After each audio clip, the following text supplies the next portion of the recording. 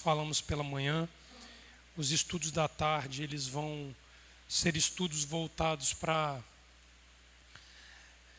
um ajuste daquilo que nós como casa temos dificuldades, que nós temos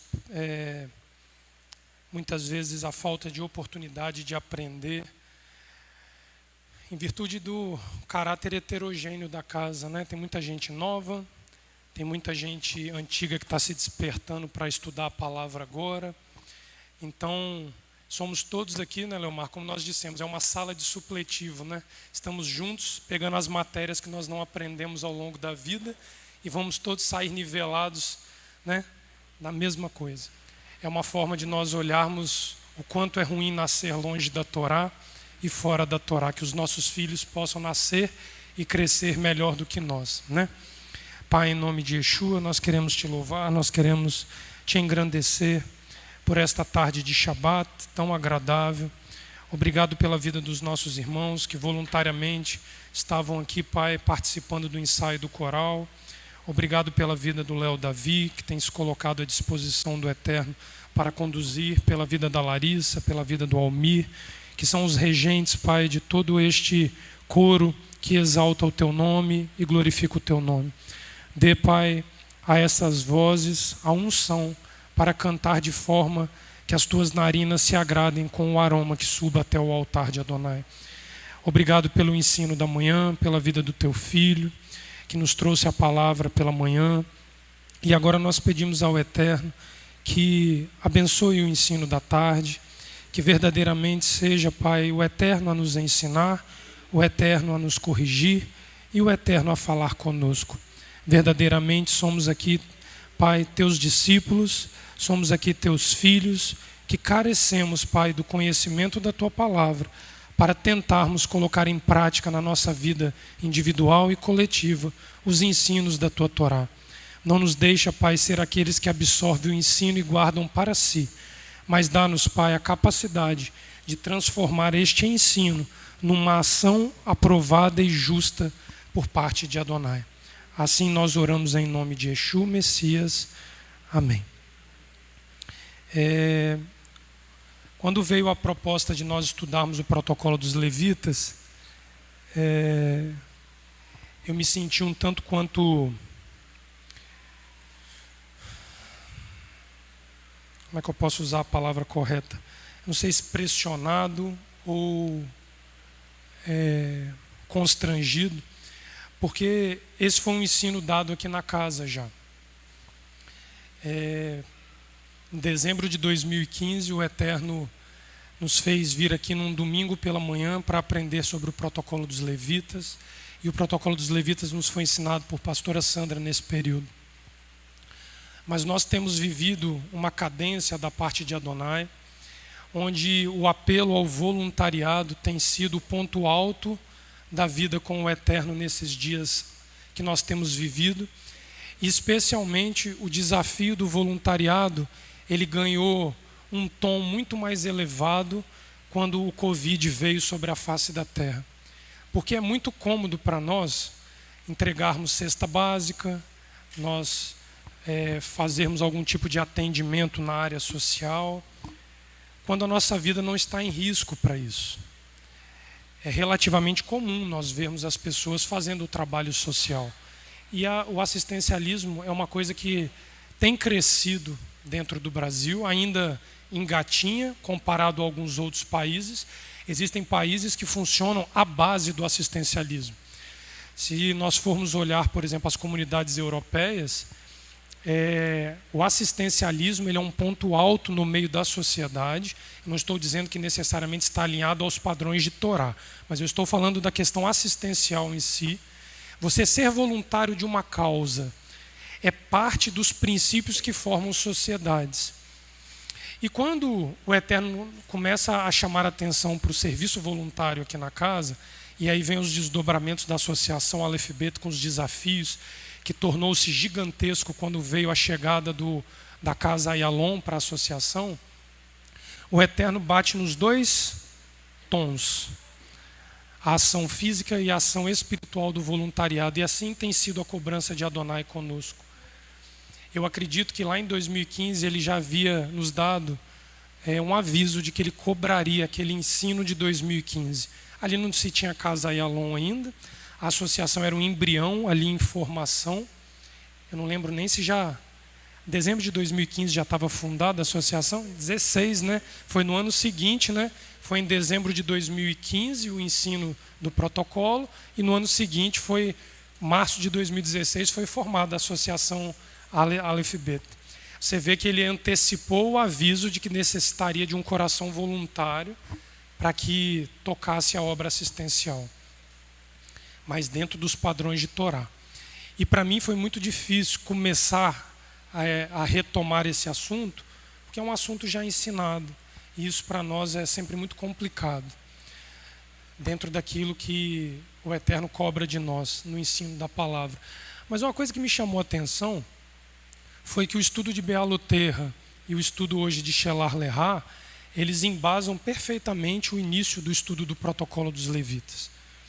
A pastora, na semana passada, fala sobre os 3 tipos de coração: um coração vazio que não tem recurso diante de Adonai, um coração de pedra que tem o recurso de se transformar num coração de carne, e o coração de carne que é o coração voluntário para servir a Adonai. Esses 3 aspectos do coração vão falar diretamente àquilo que os levitas foram criados por Adonai.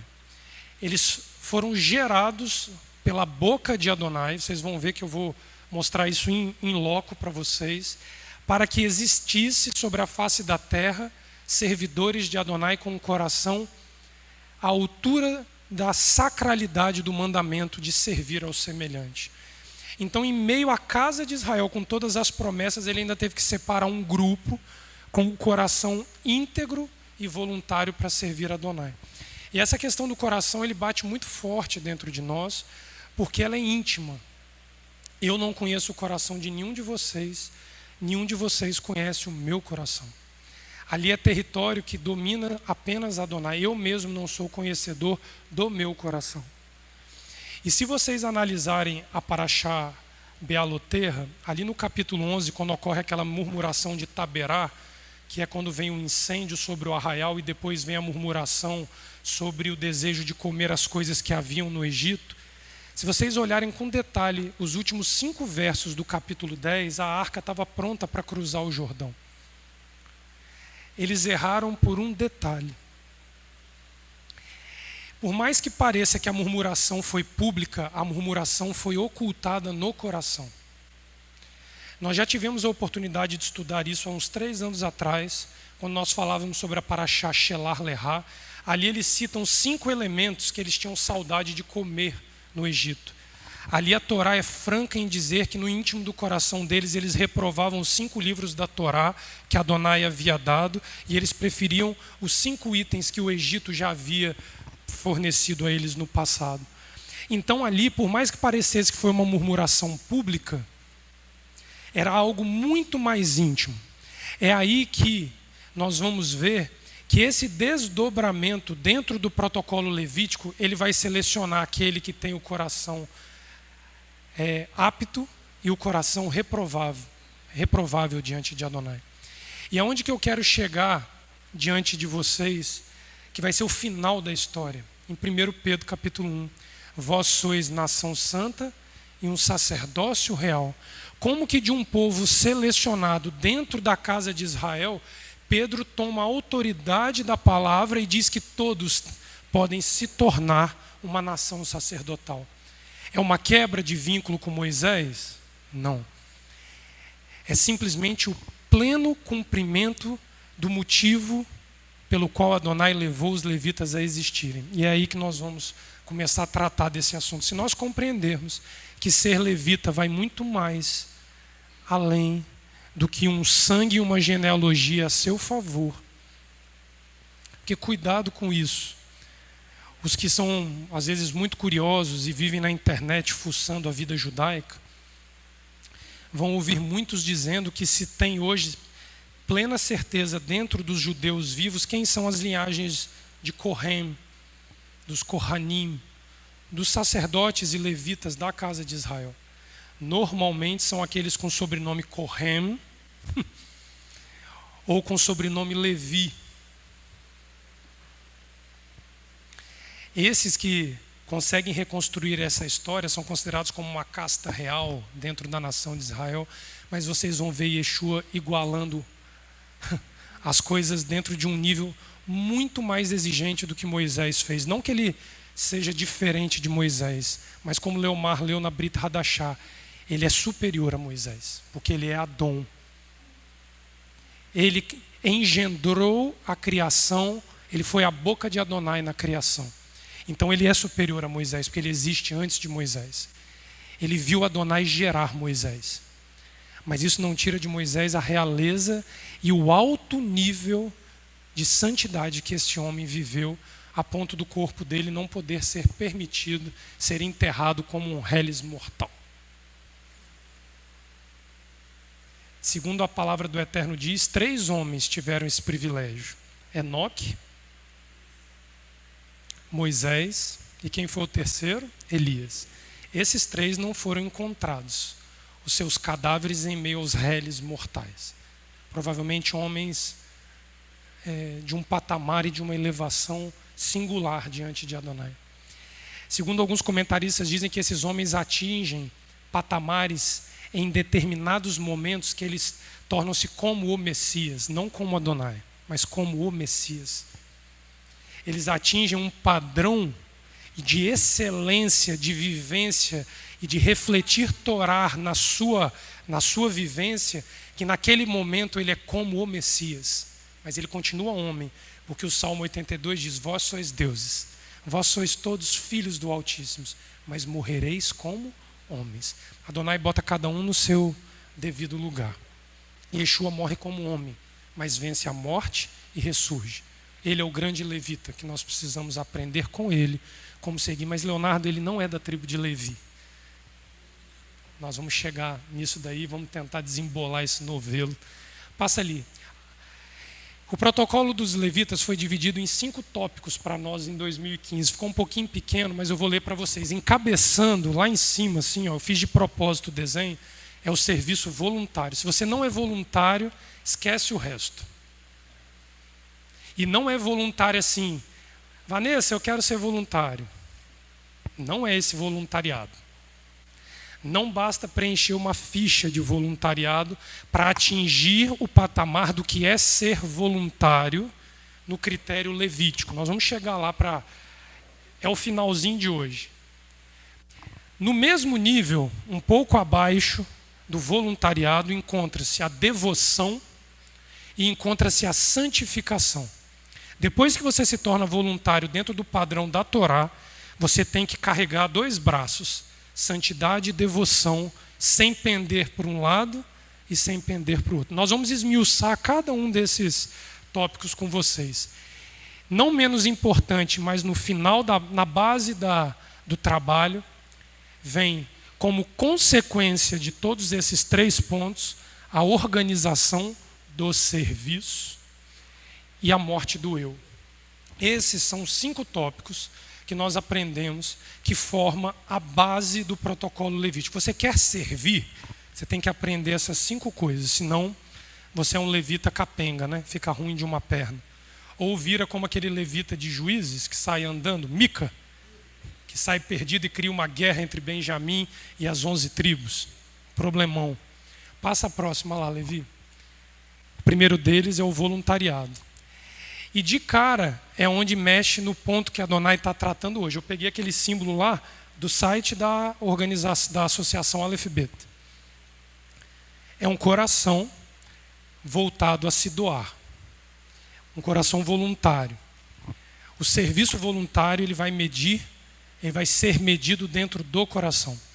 Pode ser que eu esteja aqui trabalhando voluntariamente na casa e na associação, mas eu estou riscado do serviço voluntário, porque Adonai olhou o meu coração e eu estou trabalhando aqui achando que eu sou um voluntário. Se eu não sou voluntário, eu sou o quê?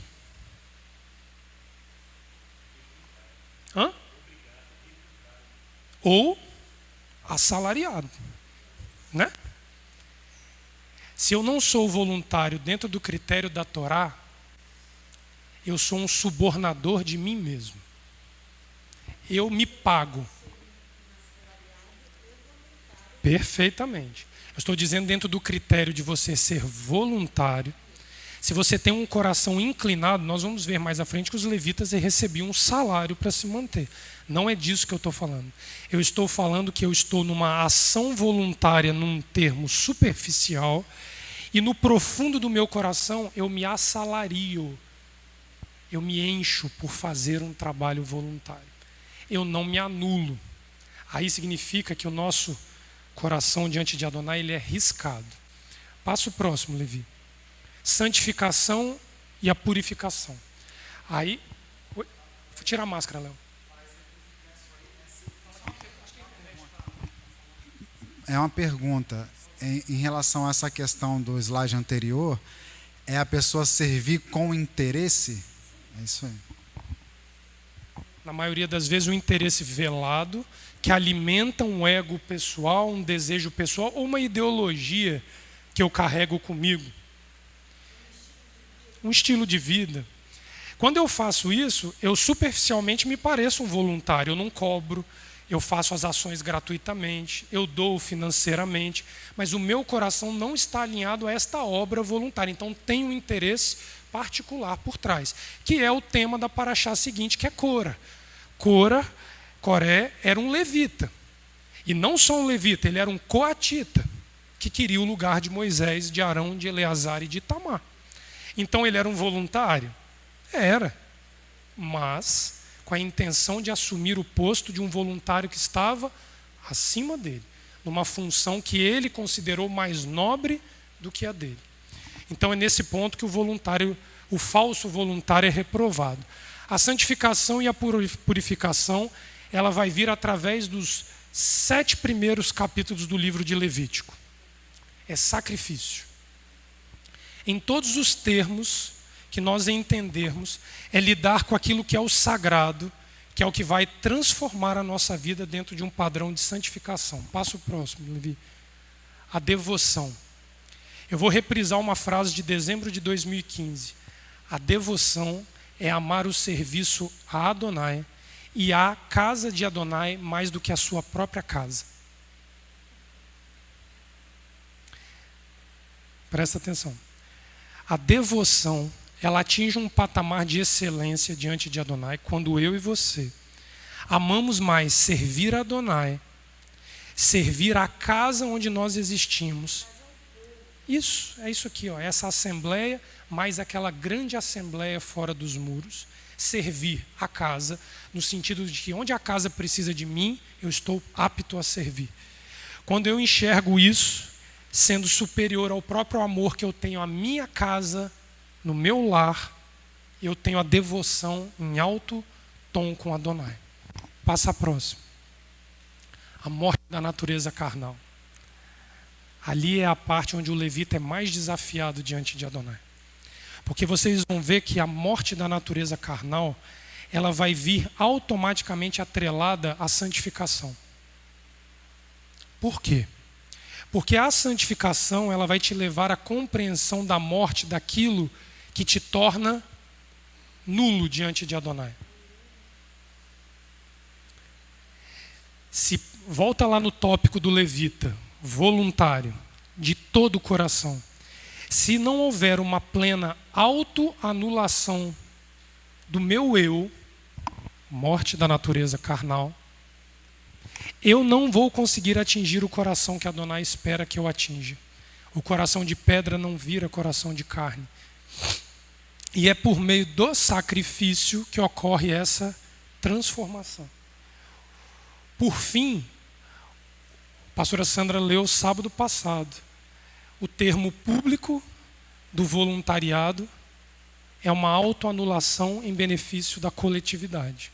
Não tem vaidade, não tem interesses pessoais. Você só alcança isso ali, ó, no altar de Adonai. Por isso que quando eu fiz o gráfico, eu interliguei as coisas, porque você não tem como santificar sem buscar o coração, sem ter a devoção, sem ter a organização e sem ter a morte da natureza. Uma coisa está vinculada diretamente à outra. Passa o próximo, Levi. E a organização.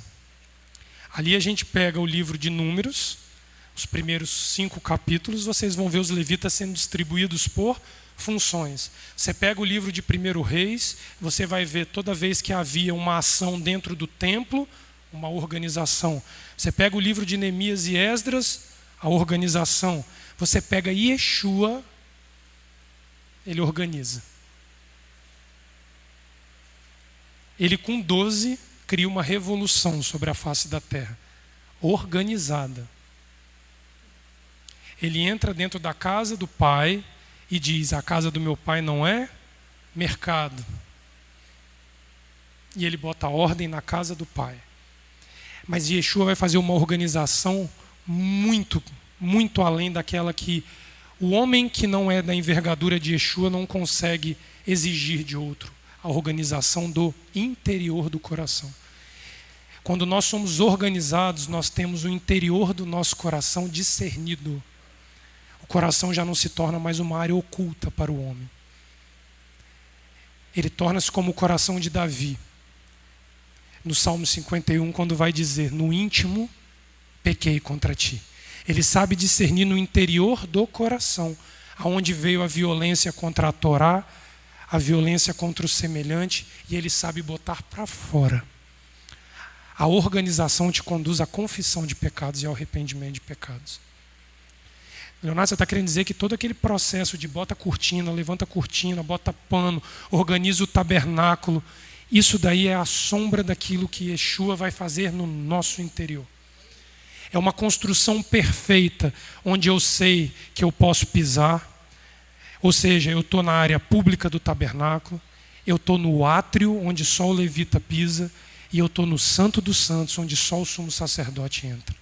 Essa organização, ela é simbolizada por toda esta orquestração que os levitas coordenam em meio a Israel. A ponto disso ter um valor tão grande que quando nós começamos o serviço da Torá, qual é o cântico que nós entoamos? Matovu. São as palavras de Balaão quando viu Israel organizado, ordenado.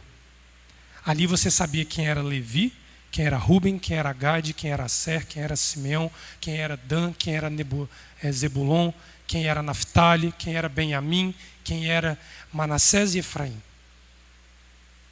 Essa organização é a cobrança que Yeshua vai botar para eu e você conhecermos o nosso interior. E aí definitivamente cai por terra aquela frase grega: conhece-te a ti mesmo. Nós estudamos muito isso, né, Ramon? O homem sozinho não consegue conhecer o seu interior. Quando Adonai te conduz ao seu interior, ele vai falar dentro dele. E aí você vai saber aonde você dissimulou contra Adonai. São os tais pecados ocultos que a Torá trata de forma tão flagrante. E aí vai existir um sacrifício específico para isso. É a oferta pela culpa. Porque uma coisa é você fazer uma oferta pelo pecado. Uma coisa é você fazer uma oferta de holocausto. Outra coisa é você reconhecer o pecado e ofertar por reconhecê-lo. É outra forma de sacrificar. O clamor do reconhecimento.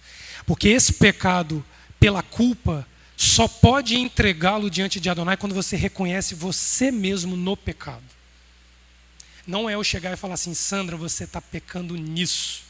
Não, a Sandra precisa enxergar nela. Porque ela e Adonai têm intimidade. Quem sou eu para dizer o pecado íntimo dela, ou de vocês, ou o próprio meu pecado? É nesses termos que os levitas vão se ajustar e eles vão ser excelentes no meio de Israel. Mas como eu disse, Yeshua vai elevar num patamar já previsto na Torá, mas ainda, como diz Deuteronômio capítulo 29, com os olhos ainda não autorizados a enxergar e nenhum coração apto a enxergar. Passa o próximo ali, Levi. E aí uma coisa que eu fiquei pensando em casa é que a gente fala de levita. Quem eram os levitas? Nós precisamos conhecer a origem desta casta. Abre lá. Gênesis 29, 34. Ali nasce o Levi.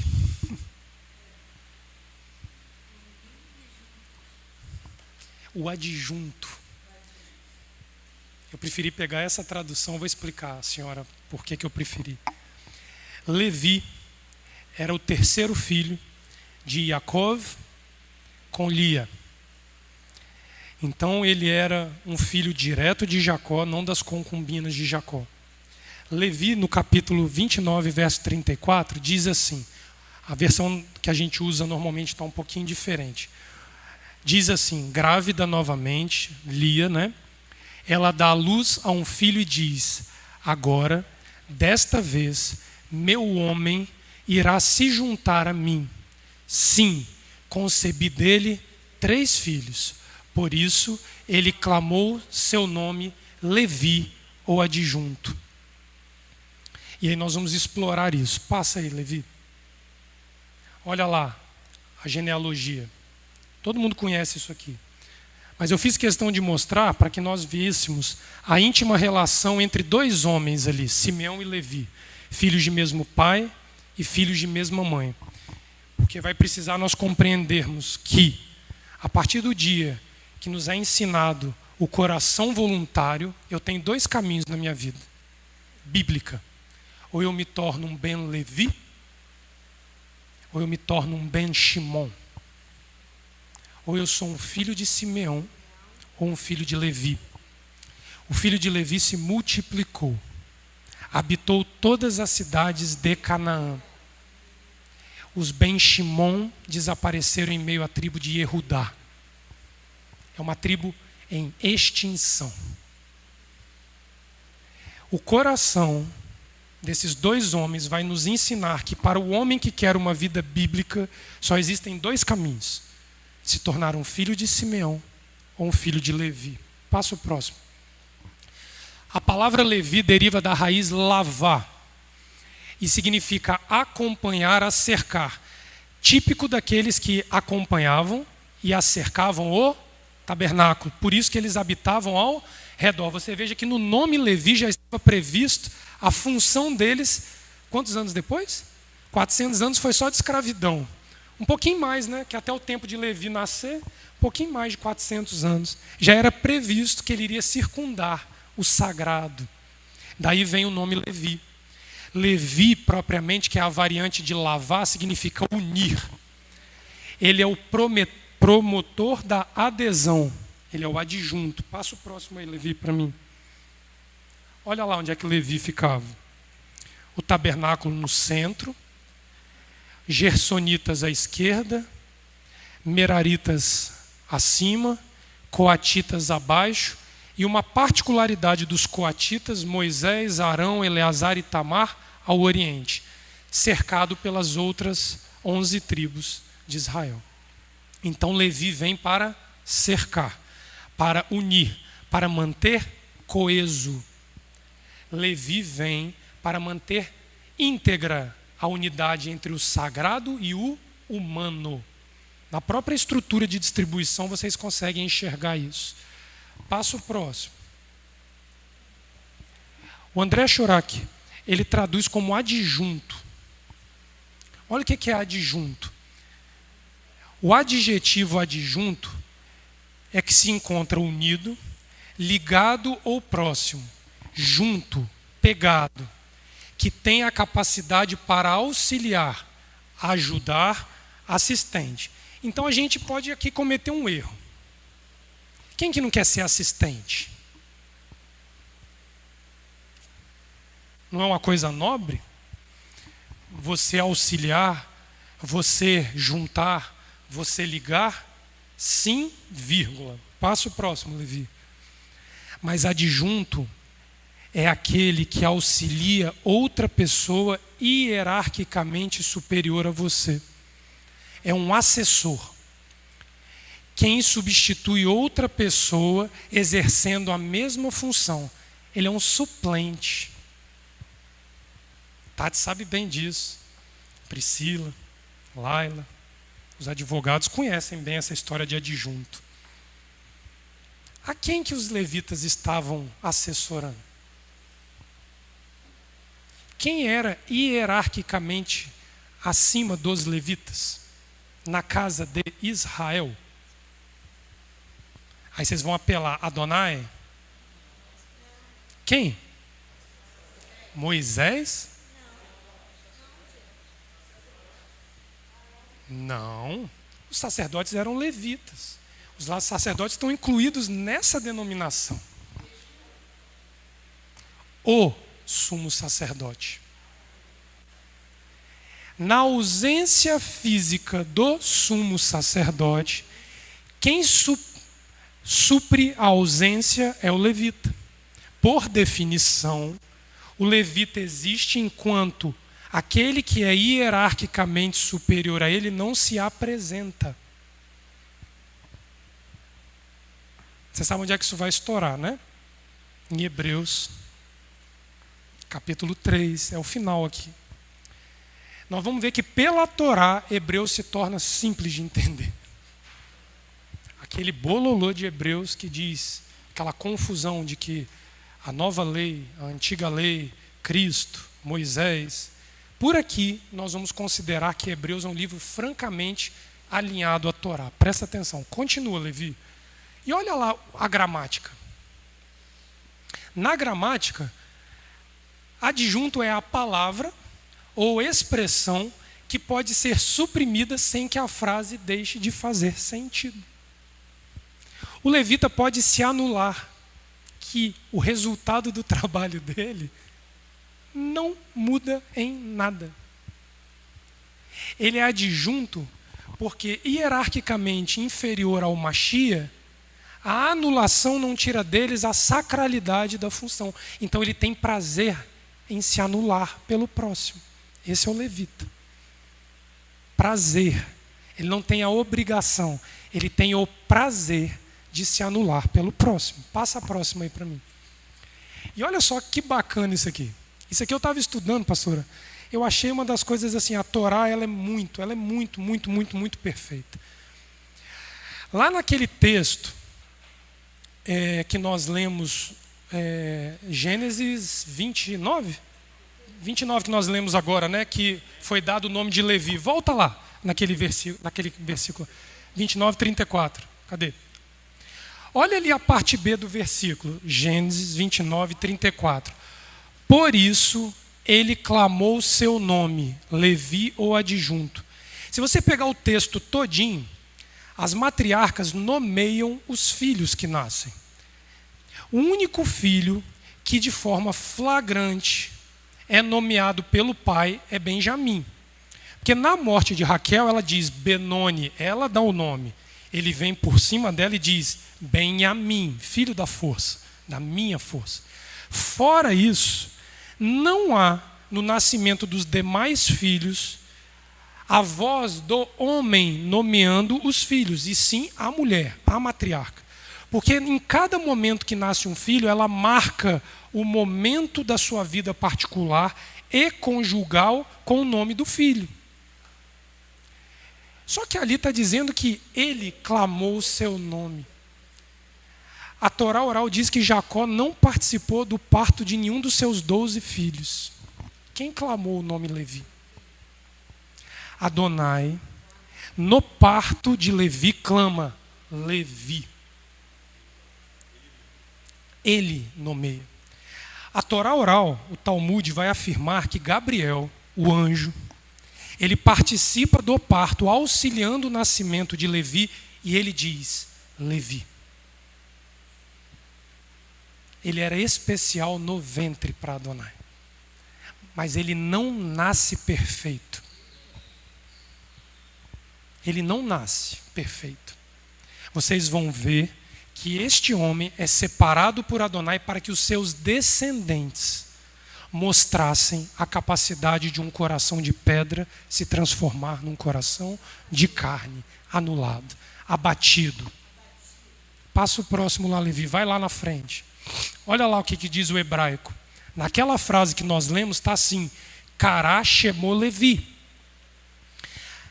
A palavra Shemô, em amarelo ali, com um sufixo pronominal, o vav, no final da palavra, ela denota a terceira pessoa do singular no masculino. Então a Torá afirma que era um homem pronunciando o nome Levi. O que não aconteceu em nenhum dos outros filhos.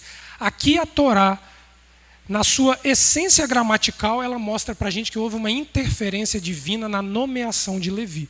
Passa o próximo. Olha lá, eu marquei de amarelinho. Por isso ele, Adonai, clamou seu nome Levi.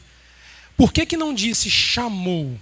Porque a raiz ali é Vaikra, a mesma que dá o nome do livro de Levítico. Vaikra não é e Moisés, e chamou Moisés, é e clamou. Aqui, os comentaristas da Torá afirmam veementemente que a boca de Adonai fez o parto de Lia. Ele faz o parto acontecer. Ele diz, vem Levi, e ela entra em contração e Levi nasce.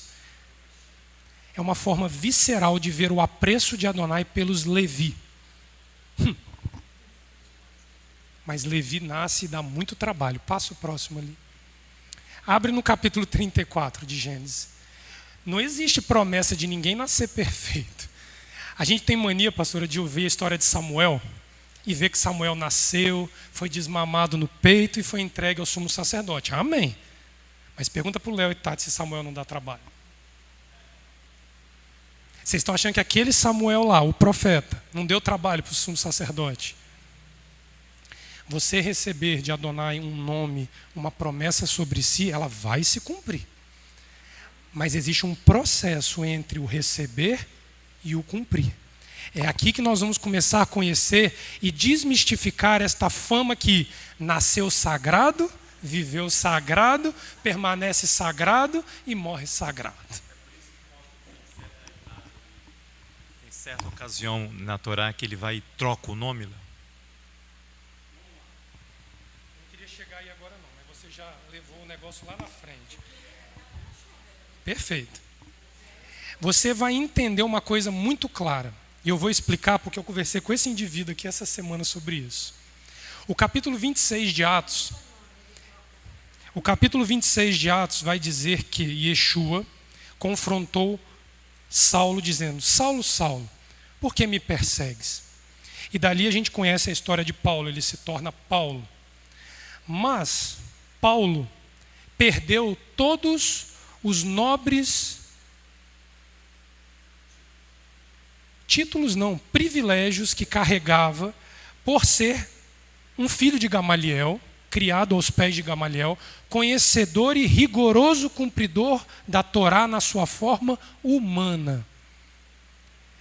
Quando ele decai desse patamar no cavalo, ele perde a titularidade de Saulo e torna-se Paulo, não reconhecido como judeu pela casa de Israel. O voluntariado vai te fazer perder tudo aquilo que você conquistou com o seu nome. E o seu nome não é resgatado, o seu nome é trocado. Mas isso é lá no final. Deixa eu andar mais para frente que nós vamos ter oportunidade. Por isso que a Torá diz, dura coisa é recalcitrar contra o Eterno. Contra os aguilhões, porque quem bota o aguilhão é Adonai. Então é nesse ponto que nós vamos ver um homem Levi alcançando um patamar de vida que é vexatório diante da Torá. Mas os seus descendentes vão participar diretamente no enobrecimento do nome de Levi. Porque eles vão fazer aquilo que estava previsto na Torá ao nascer, que Levi fizesse. E Levi não fez. É duro falar isso, mas Levi em vida, porque vocês vão ver que a bênção de Jacó não é nada de bênção para Levi e Simeão. Nós vamos chegar lá. Abre lá no capítulo 34, verso 25 e 26. Vamos conhecer o caráter não moldado de Levi. Gênesis 34, 25. E no terceiro dia, quando os homens sentiam forte dor, os dois filhos de Jacó, Simeão e Levi, os irmãos de Diná, tomam cada um de sua espada, investem livremente contra a cidade e matam todos os machos. Amor e Siquém, seu filho, morreram na boca da espada. Eles tomam Diná da casa de Siquém e partem. Simeão e Levi, cientes da sacralidade da circuncisão abrâmica, em meio a uma situação de grande calor, a violência sexual contra a sua irmã direta, Diná, era filha de mesmo pai, de mesma mãe, doeu neles. O estupro que ela sofre, não consentido. Eles propõem paz, não aos violadores, mas a toda a cidade que eles habitavam. E o que acontece com a cidade? A cidade se submete ao pacto da circuncisão. Eles se lançam debaixo da crença que fariam paz com a casa de Jacó por meio da circuncisão. Ao terceiro dia dessa circuncisão, aflora o caráter de Levi e Simeão. O terceiro dia é o dia de maior dor, onde o homem mais está debilitado fisicamente pela circuncisão. Eles vão à boca da espada e matam cruelmente. Eles usam o mandamento a favor deles para gerar violência contra uma cidade. Pastora, fica à vontade, por favor. É bom que eu bebo uma água aqui. Passa o próximo, Levi, só para me localizar. Essa é uma situação, Léo, que Adonai vai nos ensinar. É que nós estamos situações que extorquimos o mandamento. Sim. Retiramos com violência para o nosso bel prazer. Sim. Seja qual for a situação. Então, por exemplo, nós vamos aprender também que nós nos levantamos violentamente contra a palavra corrupção. Sim. Para Adonai não é corrupção, é extorsão. É extorsão. De tamanha violência que todos nós praticamos. Porque nós achamos que há um grupo seleto de corrupção. Não, não é. É mais violento do que se parece, a corrupção. Então, ali foi uma extorsão. Extorquiram o mandamento. Amém. Yeshua, em Marcos capítulo 7, diz assim: porque vós jeitosamente sucumbem o mandamento, então a gente pode usar extorquem o mandamento para cumprir as vossas próprias tradições. Marcos capítulo 7. Eu falei disso aqui, acho que tem umas 3 semanas eu entrei nesse texto aqui. Marcos capítulo 7 vai dizer, aqui Simeão e Levi não foram nada jeitosinhos, vocês vão de concordar que foi um tanto quanto grotesco a forma como eles usaram. Mas eles anulam o mandamento de Adonai por meio de uma extorsão, como está sendo ensinado, e eles fazem justiça própria. Mas dá uma olhada aonde que a gente compreende o verdadeiro sentimento que havia no coração de Levi e de Simeão. Passa o próximo slide. Ali, pastor, ó. Vai lá, pastor, fica à vontade. Olha só, extorquir significa exigir, obter com violência ou ameaças aquilo que não é devido. Por isso que é extorquir. E quando você vai extorquir uma pessoa apenas, você vai exigir de uma pessoa mais do que aquilo que ela é obrigada a dar. Você exige além. Você exige do mandamento além. Você adultera a essência do mandamento. Isso. Ele não foi criado por o propósito qual ele foi usado. Não, isso. Mas o duro de saber é que quem enxergou o coração dos 2 filhos foi o próprio pai. Então, nós podemos concluir de imediato que Jacó era um homem que conhecia o seu próprio coração. E nesse momento ele adquire uma unção divina, ele é messiado neste momento, ele recebe a unção do Messias para expor o pecado de Simeão e Levi. Porque ele enxerga o coração de Simeão e Levi. E vocês vão ver que isso é uma atribuição dada apenas ao Mashiach. Os outros homens têm lampejos dessa unção. Quando um homem recebe de Adonai a unção de enxergar o que há no coração de outro, naquele momento é um lampejo messiânico que vem sobre o homem para uma questão específica da parte de Adonai. Olha só. Daniel, capítulo 9, vai dizer, porque a Adonai pertence saber o que há no vosso coração.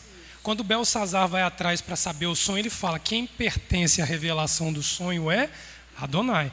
José lá no Egito, a mim não pertence decifrar, faraó, mas a Adonai.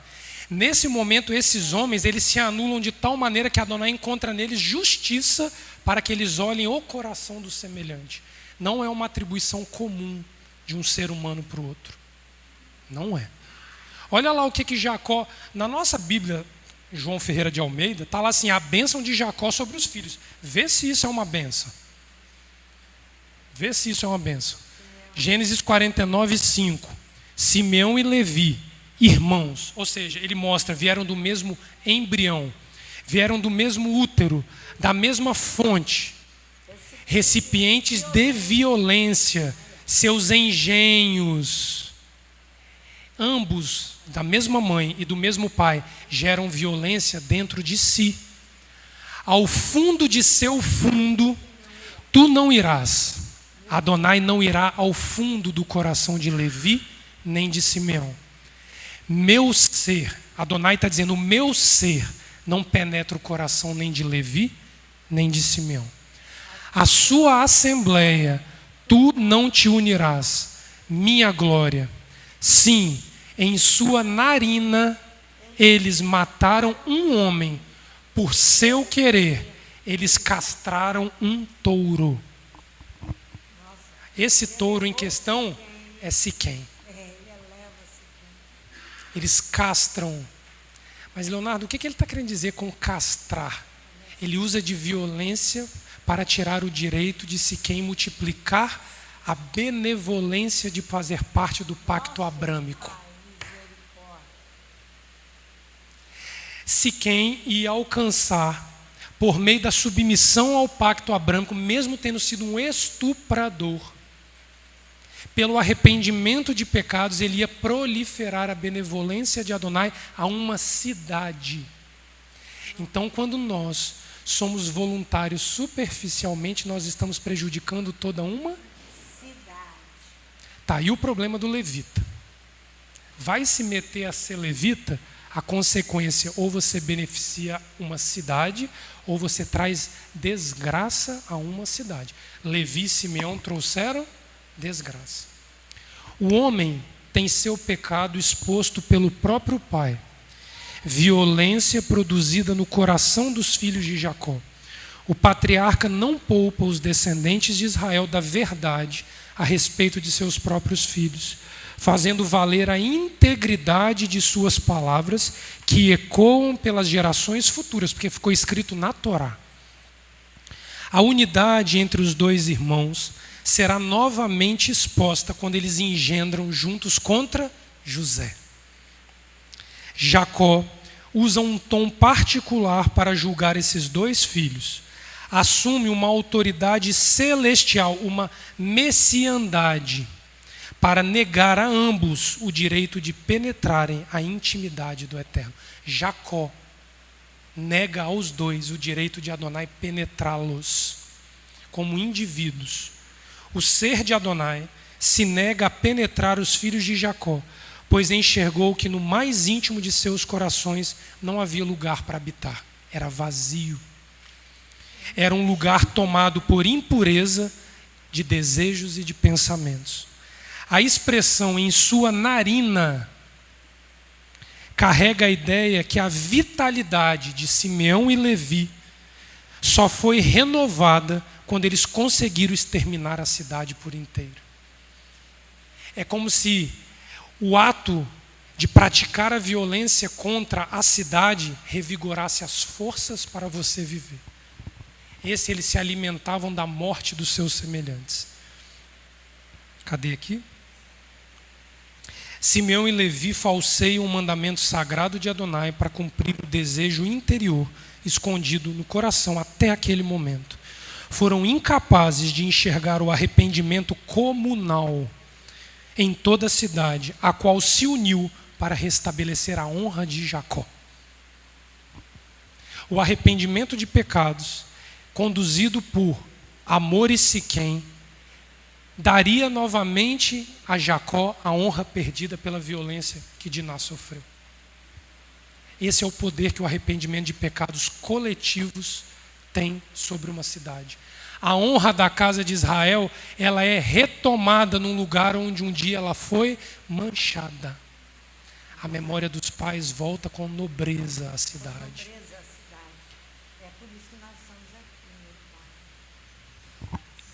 Nós não estamos falando de uma cidade lá na época de Jacó, não, tá? A história dos nossos pais foi apagada na cidade a qual nós habitamos. Antes, você falou os pais, a nobreza. Ah, sim, tá. A honra que foi perdida por uma má conduta dos nossos pais no passado na cidade, ela é retomada com nobreza, quando a cidade se arrepende daquilo que fez de mal aos pais. Aquilo que os judeus sofreram de mal nesta cidade só vai retomar a sua honra em nobreza quando houver arrependimento comunal, mas nós não podemos pegar a Torá e usar contra a cidade, se a cidade voluntariamente decidir entrar debaixo do pacto. Conduzirá a cidade. Porque o pacto abrâmico, gente, não se esqueçam, a circuncisão, Ismael foi circuncidado primeiro que Isaac. Nenhum dos filhos de Abraão, mesmo não sendo eles diretamente de Sara, foi negado a eles a circuncisão.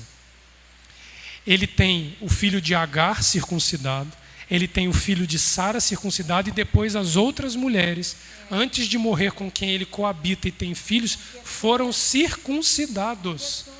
Quetura. Todos. O pacto abrâmico abraça todos. É o pacto de Isaac e Jacó que seleciona a casa de Israel. A cidade vai entrar debaixo do pacto abrâmico. A circuncisão do coração, a circuncisão do ouvido e a circuncisão da boca. Vão saber respeitar o nome de Adonai, vão saber ouvir Adonai e vão ser voluntários da causa de Adonai. Essa é a circuncisão abrâmica na sua essência. Levi e Simeão mancham o testemunho de Jacó perante os povos vizinhos e expõem a casa de Israel ao perigo de extermínio. Quando nós, portadores da Torá, agimos guiados pelos nossos próximos desejos, usamos a própria palavra de Adonai para exterminar os semelhantes. Note que tanto Simeão como Levi matam a boca da espada.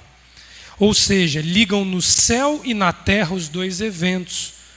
A espada física matando a carne e uma espada espiritual matando o ser. Você usa a Torá para justificar a violência no interior do seu próprio coração. Mas muito interessante, mas é muito interessante que da descendência de Levi, o primeiro grande homem reconhecido na descendência de Levi foi quem? Shemot, Êxodo capítulo 2, versículo 1. Diz assim: um homem da casa de Levi toma para si uma mulher filha de Levi. Esse é Moisés na sua essência, no seu nascimento. Levitas fechados no sangue, na genealogia daquele homem ali.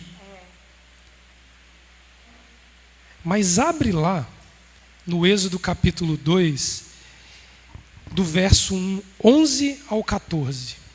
Eu amo a Torá porque ela não poupa em nada o bem e o mal. Ela mostra os dois lados existentes dentro de nós.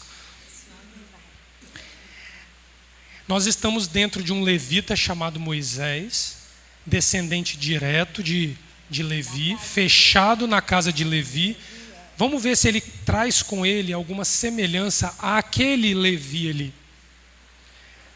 Capítulo 2, verso 11. Naqueles dias, sendo Moisés já grande, saiu a ter com seus irmãos e atentou para as suas cargas. Ele viu que um egípcio feria a um hebreu dentre seus irmãos. Olhou de uma banda e de outra, e vendo que ninguém ali havia, matou o egípcio e escondeu na areia. Tornou a sair no dia seguinte e viu 2 hebreus que contendiam. perguntou ao culpado: por que feres ao teu próximo? O homem respondeu: quem te pôs por Nasci e por Elohim sobre nós? Pensas matar-me como matastes o egípcio? Então temeu Moisés. Havia dentro de Moisés a mesma violência que seu pai Levi.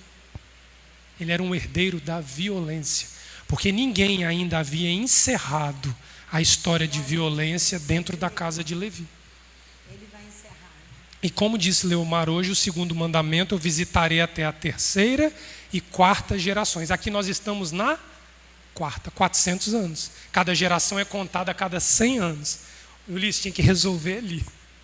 Ou encerrava ali, ou a violência ia perpetuar. Números capítulo 12, verso 3 diz que Moisés era o homem mais manso sobre a face da terra. Nada que 80 anos sendo tratado por Adonai não consertasse o problema. Na verdade é que Moisés tinha 80 anos em Números capítulo 12. Nada que 40 anos apacentando as ovelhas de Jetro, tirando o povo do Egito, resolvendo incêndio, resolvendo praga, enfrentando Faraó, que aquele homem não morresse para ser tido como o homem mais manso sobre a face da terra. Seu assassino. A esposa de Moisés deve ter dado um trabalho para Moisés, porque ele manda ela de volta para Jetro. Trabalhosa do sindicato das trabalhosas. Porque quando ela arruma aquele problema para Moisés com a circuncisão ali naquela estalagem onde Moisés está, Moisés, quando olhou, falou: eu não tenho morte da natureza carnal ao lado de Zípora de jeito nenhum. Manda Zípora de volta. Sim. Ela chama ele de assassino. Moisés alcançou. Moisés finaliza ali um problema de 4 gerações não resolvido pelos Ben Levi. Lembrando que foi Adonai que chamou: vem Levi. Moisés carregava o peso de estar acertando um problema de alguém que foi chamado por nome por Adonai. O livro de Números começa com Adonai dando nome aos cabeças das tribos. A paraxá de hoje, ela começa com Moisés dando o nome dos espias. Gente, não brinca não. Quando a Torá quer anular o nome de alguém, ela nem cita. Você passa despercebido, mas quando Adonai dá o nome de um indivíduo, ele não poupa aquele indivíduo. Quem era a mulher de Ló? Tinha nome? Não, mas foi citado. Mas os nascidos da casa de Israel, fulano, filho de Beltrano, da tribo tal. Sim, estou dizendo assim, né? Porque aqui tem uma enumeração de homens muito específica na paraxá com isso daí. E aí, nós vamos caminhando nessa questão de nasce levita, mas não necessariamente tem um coração de levita. Nós vimos que demorou 400 anos para que houvesse um ajuste dentro da tribo de Levi. Mas vocês sabem, eu já falei isso com vocês, que existe uma coisa milagrosa na Torá, que é a atemporalidade da Torá. Você não pode encarar a Torá como uma coisa cronometrada. Ela é atemporal. Ela faz a mesma caminhada entre a existência de 400 anos de Moisés e Levi. Ela faz a mesma caminhada entre o livro de Êxodo e o livro de Deuteronômio. Passa a próxima ali. Olha em quem se transforma Levi. Deuteronômio capítulo 33. Para Levi ele diz: teu tumins, teu urins são do homem de teus bem-quereres, que experimentastes em Massá, que combatestes nas águas de Meribá. Olha o tom de Moisés com Levi agora. Moisés enxerga um Levi aperfeiçoado por Adonai, com o direito de ter o tumim e o urim nas mãos. O que era o urim e o tumim? O direito de saber a verdade sobre aquilo que não era revelado aos homens. O coração dos Bene Israel estava exposto aos levitas por causa do urim e do Tumim. Então a casta levítica já encerra seus dias de deserto, recebendo a dádiva de que, se passar pelos 5 itens do protocolo, ele vai alcançar o direito de ler o coração daqueles os quais ele trabalha para. Ele vai saber servir a necessidade individual de cada um. Só que aqui tem uma questão muito particular.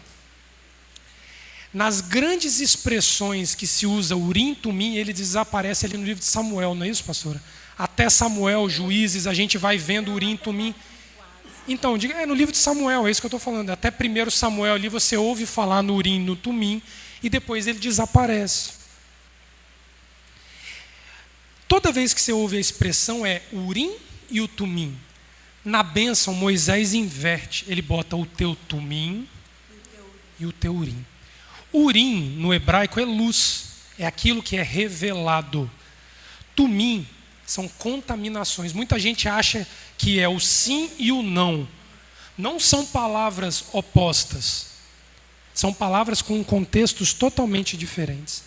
Mas aqui ele traz aos Bene Levi, aos filhos de Levi, uma advertência. Lembra-te das tuas contaminações e da luz que chegastes à tua mão. Ele não deixa isento os Bene Levi de saber que eles carregavam consigo um problema de contaminação do coração. Note que a inversão de posições é um fato infrequente na Bíblia. As 2 pedras eram carregadas sobre o coração do sacerdote, local onde há o verdadeiro julgamento de si mesmo. Então, antes do Levi julgar o coração daquele que ele serve, ele precisava ser um homem dotado da capacidade de julgar-se a si mesmo. Por isso que ele carregava no peitoral da estola sacerdotal. Esse peso era pertinente aos descendentes de Levi e simbolizava para todas as gerações o alto padrão exigido por Adonai a esses servidores. Êxodo 28:30 diz assim: também porás no peitoral do juízo o Urim e o Tumim, para que estejam sobre o coração de Arão, quando entrar diante de Adonai. Assim, Arão levará o juízo dos filhos de Israel sobre o seu coração diante do Eterno continuamente. Então ele carregava o peso do julgamento próprio e do julgamento dos semelhantes. Era por isso que tinha que ter o sininho agarrado lá na corda. Porque não era de pouca monta você carregar para dentro do sagrado a revelação do coração de uma comunidade. Esse era o peso dos Ben Levi. E uma coisa que me chama muito atenção, abre lá em João capítulo 2, é que Yeshua vai vir com essa mesma premissa, só que sem o Urim e sem o Tumim. Aquele que é messiado por Adonai, ele é o Urim e o Tumim. Ele não carrega com ele. Olha o que diz os versos, eu falei João capítulo 2, versos 23 a 25. Aqui ele acabou de entrar no templo, pegou os saqueadores com chicote, tirou todo mundo de dentro e purificou a casa física de Adonai. Olha o que ele fala aqui no final do texto. Estando Yeshua em Jerusalém, durante a festa de Pêssah, muitos viram os sinais miraculosos que fazia e creram no seu nome. Então está dizendo que houve uma crença em Yeshua. Mas Yeshua não confiava na adesão deles, pois todos os conhecia. Ele não necessitava de que alguém lhe testificasse a respeito do homem, porque ele sabia o que havia no homem. Em outra tradução diz assim, que Yeshua penetrava o coração dos homens. Uma dádiva do messiado de Adonai. Então, nesse ponto, Yeshua ele torna-se superior aos Ben Levi. Porque Yeshua não era humano, era Deus? Não. Porque na sua condição humana, ele se torna o Urim e o Tumim da humanidade. É nesse ponto que atribui a Yeshua a necessidade de vir de uma outra casta de Israel que não da casta dos Levi. Yeshua não podia carregar o peso da pendência dos Levi com ele.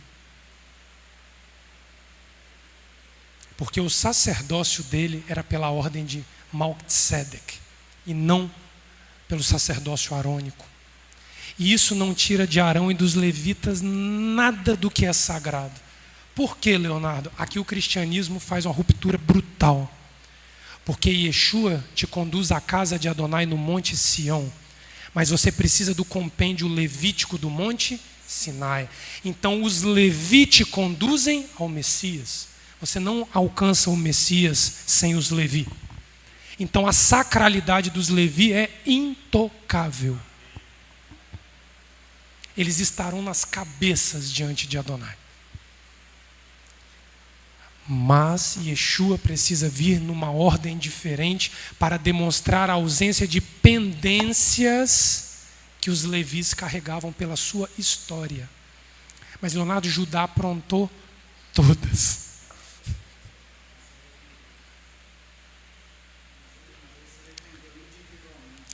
E ele não deixa pendências para os seus descendentes.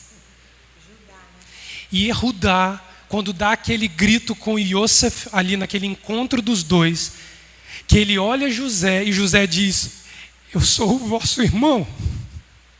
E Judá abraça a figura do Messias ali em Yosef, como algo palpável, e ele fala: morre em mim a pendência com Adonai.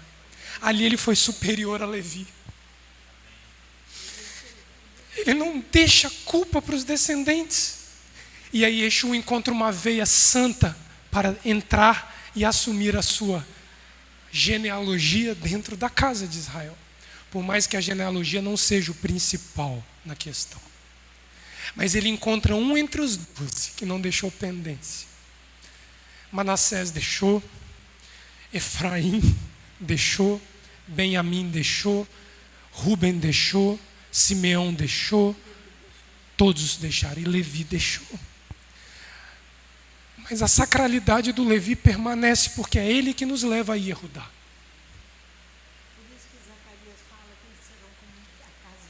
Será como Deus.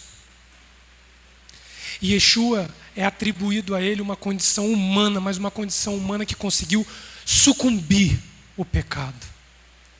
E Yehudá ali, ele caracteriza essa essência messiânica de não deixar pendência para que a próxima geração ajuste. Essa é a diferença de Judá para Levi. Ele se arrepende e ele livra a descendência. Levi deixa uma pendência para os seus descendentes. Por isso que ele carrega o Tumim e o Urim. Ele não carrega o Urim e o Tumim, ele carrega o Tumim e o Urim. Ficou uma marca na descendência. Mas a descendência consegue caminhar por causa de Moisés. É aí que o livro de Hebreus poderia ter comparado Yeshua com qualquer outro homem. Com quem que ele compara? Ele compara com Moisés. Porque Moisés foi o homem mais elevado na casa de Levi, que conseguiu a atribuição mais próxima que Judá consegue, que tipificava aquilo que o Messias faria à frente. Ele é aquele que penetra o coração. Passa a próxima, o Levi. Olha o verso 9.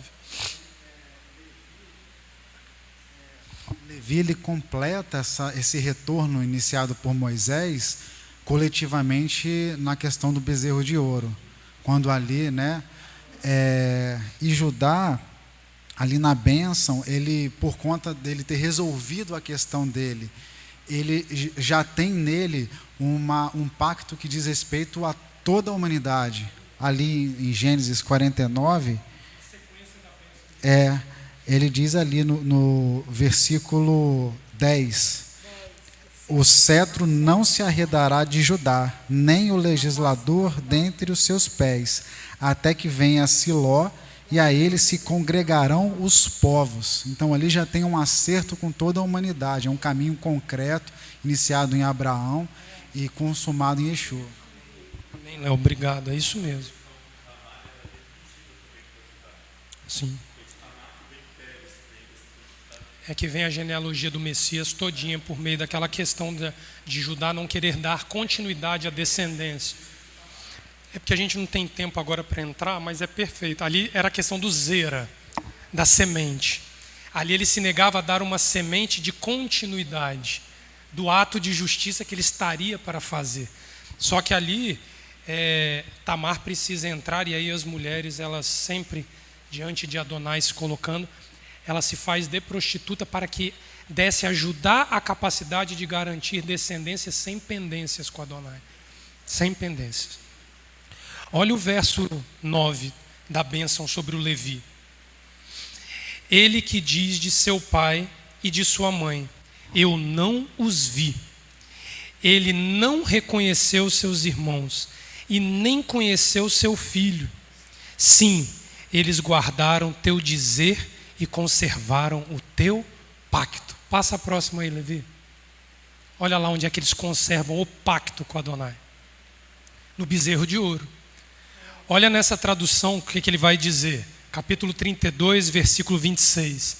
Moshe se mantém à porta do acampamento e diz: quem é por Adonai, a mim.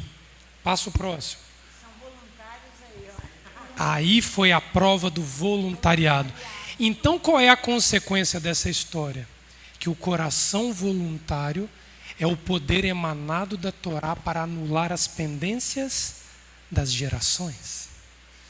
Uma cidade só vai poder fazer paz e se perdoar com Adonai quando por meio da Torá ela se tornar voluntária ao pacto. Olha o verso 29.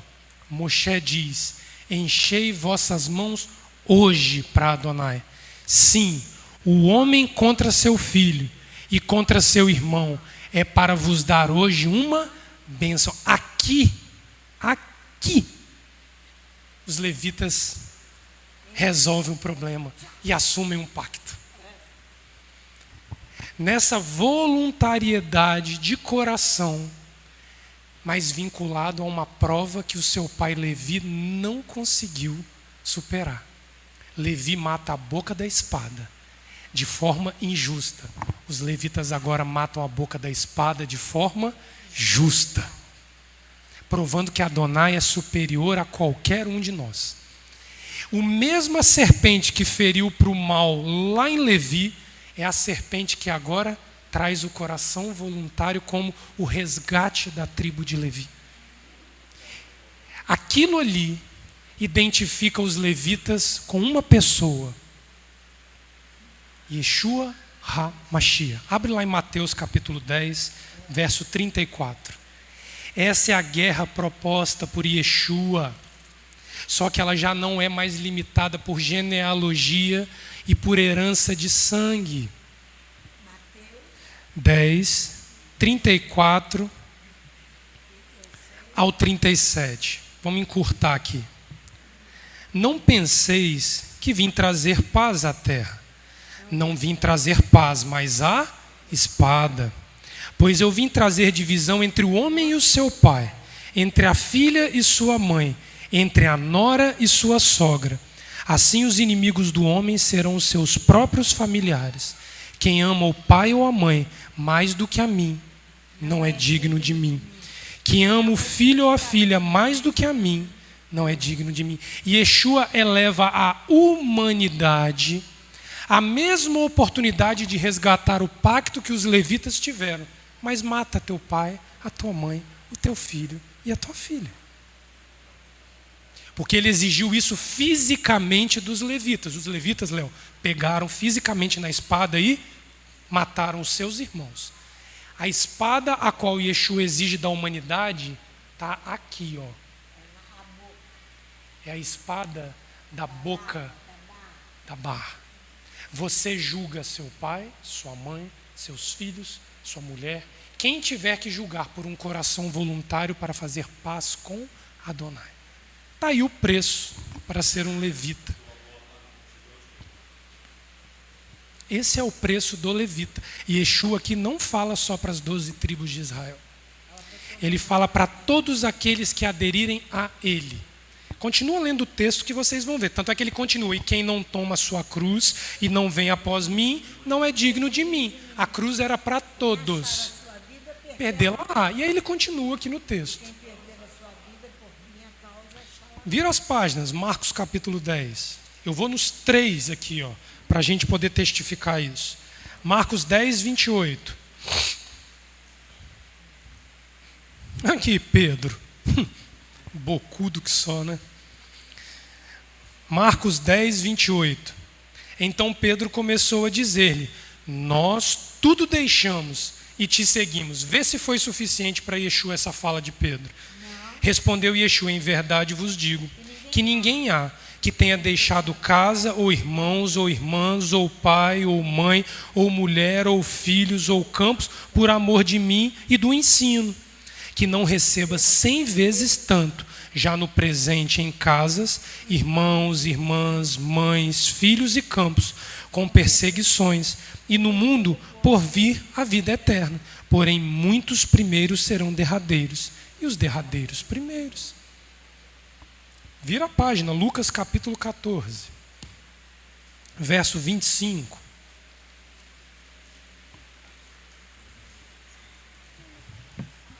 Lucas é bem franco aqui. Olha para quem que ele ensinava. Certa vez, Yeshua tinha por trás de si uma grande multidão. Voltando-se, disse-lhe: se alguém vier a mim e não aborrecer a seu pai e mãe, e mulher, e filhos, e irmãos, e irmãs, e até mesmo a sua própria vida, não pode ser meu discípulo. Qualquer que não tomar a sua cruz e não vier após mim, não pode ser meu discípulo. Esse é o preço que um levita tem para assumir o pacto. É alto o preço. Não está dizendo para você esbofetear pai e mãe, não está dizendo para você abandonar lar, nem nada disso. Mas é uma ruptura.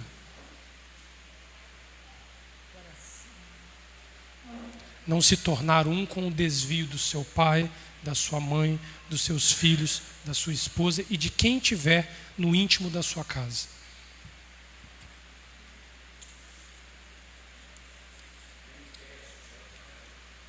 Sim. Agora eu quero ir a uma questão com vocês, que vocês vão ver Yeshua elevar a questão do sacerdócio levítico para a gente poder encerrar aqui. Abre lá em Lucas capítulo 10, do verso 25 ao 37. Mas olha ali no slide só, passa ali, Levi, por favor. Olha o final da bênção de Moisés sobre Levi. Olha o que ele vai falar ali. Eles, os Levi, ensinarão teus julgamentos a Jacó, ou seja, vai se estender para toda a comunidade de Israel. Tua Torá a Israel.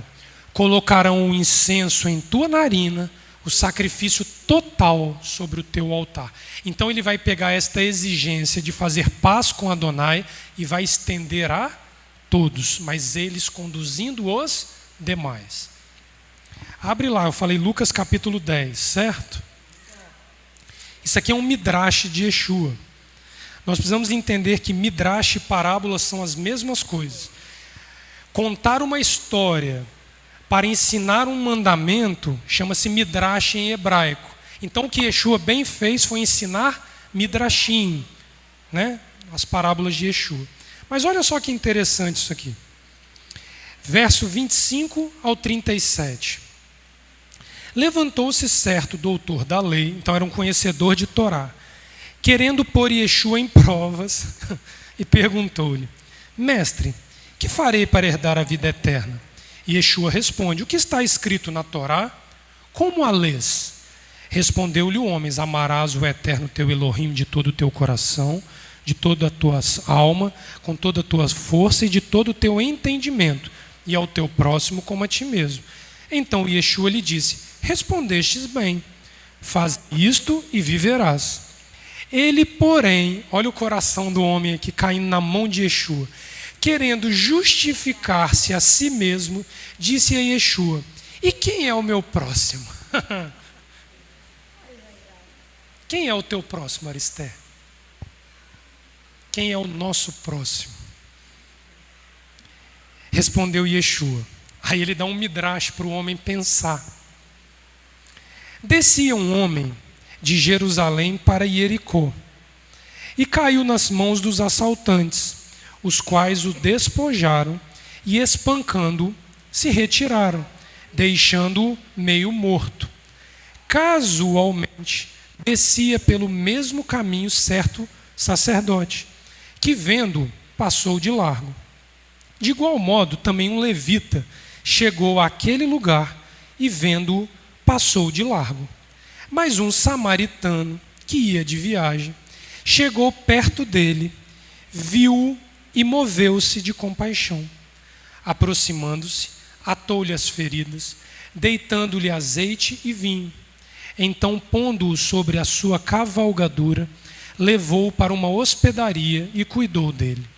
Partindo no outro dia, tirou 2 denários, deu-os aos hospedeiros e disse-lhe: cuida dele, e tudo o que demais gastares com ele eu te pagarei quando voltar. Qual desses 3 te parece que foi o próximo daquele que caiu nas mãos dos assaltantes? Ele disse: o que usou de misericórdia para com ele. Disse Yeshua: vai e faze da mesma maneira. A questão toda é nós entendermos que o próximo aqui não era o que sofreu violência. O próximo é o que executou a justiça. A figura do sacerdote e do levita usado nessa ilustração de Yeshua é apenas para dizer que não havia uma restrição à casta sacerdotal praticar a justiça, mas que qualquer cidadão comum sobre a face da terra que conhecesse, temesse Adonai e cumprisse a sua Torá, alcançaria um patamar levítico de conduta de vida. Ser levita é um chamado para todos, porque só o levita serve de inteiro coração. O que ele traz na figura da tribo de Levi é um coração que se ajustou em meio a 11 tribos. Tira Judá, 10 tribos com dificuldade de ajustes de coração. E quando você ajusta o seu, você leva outra tribo a se ajustar também. E com isso a casa de Israel, ela renasce na presença de Adonai. Você se lembra que ele disse, olhei e vi, porque é foi justo. justo o que fizestes. Foi justo o que fizeste. Ele pega um problema micro e pela justiça exercida no problema micro, ele faz uma justiça macro. Grava isso, que é o assunto da nossa conversa ali daqui a pouco. Porque ele tem uma função importante na questão macro agora. Dentro desse quesito, Pedro, lá em 1 Pedro, vai dizer o quê? Vós sois nação santa e sacerdócio real. É para todos. Ali ele falava para aqueles que estavam em diáspora. Olha o início de 1 Pedro e lê com calma. Aqui a coisa estoura, pastora Sandra, sabe aonde?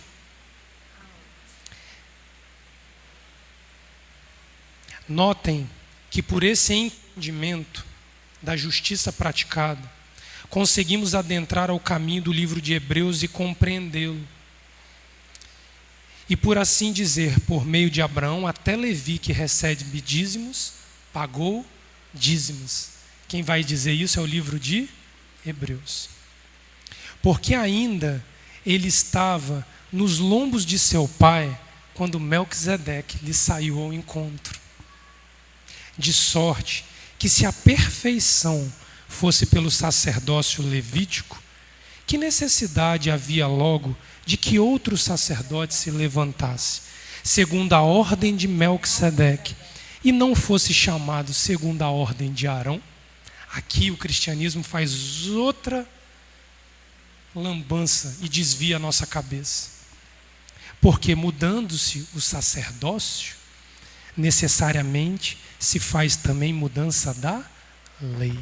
É aqui que dói, é aqui que pega, e que nós vamos continuar no sábado que vem, porque isso aqui é um assunto muito sério para nós tratarmos. Por causa de uma única questão. A Torá não é uma lei, ela é um compêndio de leis. O pacto do Sinai ele avança rumo ao pacto de Deuteronômio, capítulo 29. O que ele está dizendo aqui é que o problema sai das tábuas e penetra o coração. O único sacerdote apto a fazer esta transição é aquele messiado que vai enxergar o interior do coração. Por isso a necessidade de trocar o sacerdócio levítico por aquele que vem de Melquisedeque, que para alguns escritores e comentaristas da Torá era o próprio Messias recebendo Abraão com pão e com vinho.